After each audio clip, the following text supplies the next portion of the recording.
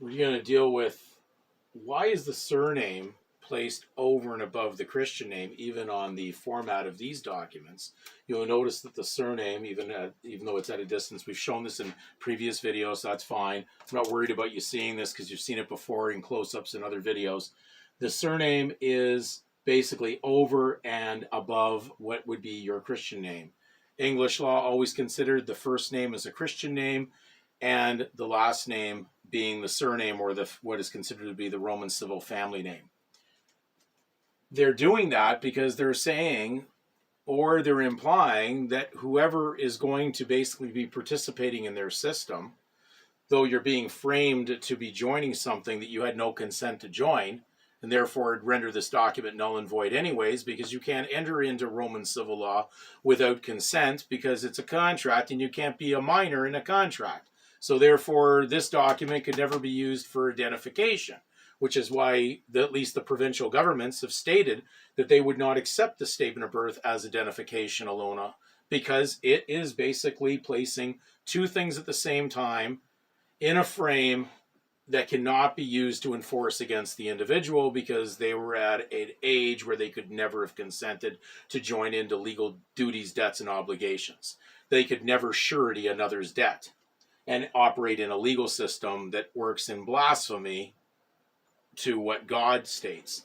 Now, the Christian name certainly is not inferior to the legal surname, but when you're operating in the legal world of Caesar and you're willing to consent to take on the duty, debt, and obligation as a surety for that name, well, then you are operating basically in contravention of God and what is natural and what is true.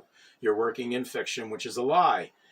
Now, we know that if I stated the definition of a surname on its own to someone looking at the truth and the power of God and the Bible, and someone said that Caesar or something legal is superior to Jesus Christ, that would be blasphemy.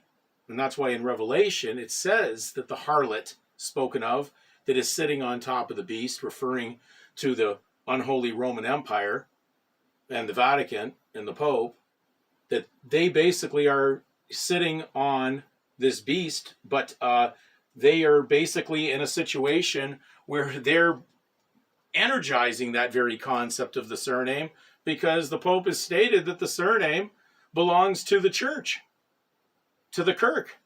So it's the head of all this deception, and therefore it's saying something that is really blasphemous, and that's why it says that it is full of names of blasphemy in Revelation. Well, blasphemy was something to be against Jesus Christ, so a surname being over and above or superior to the Christian name is blasphemous. And that's why you have, when you walk into a court and you swear into the record, you're blaspheming Jesus Christ right off the top. Affirming it's not going to make it any better, because an affirmation is no different than basically swearing in. It's equal in their law. So you're just affirming the very same blasphemy. We have to really stop and start to realize, what are we doing? Are you under a spell? Well, certainly according to this document, you could possibly be under a spell of Satan, because that surname is a name of blasphemy. It is basically putting you in a position where you have conformed to a pagan ritual. You're sacrificing to idols. Be careful where you're going with your idolatry ID.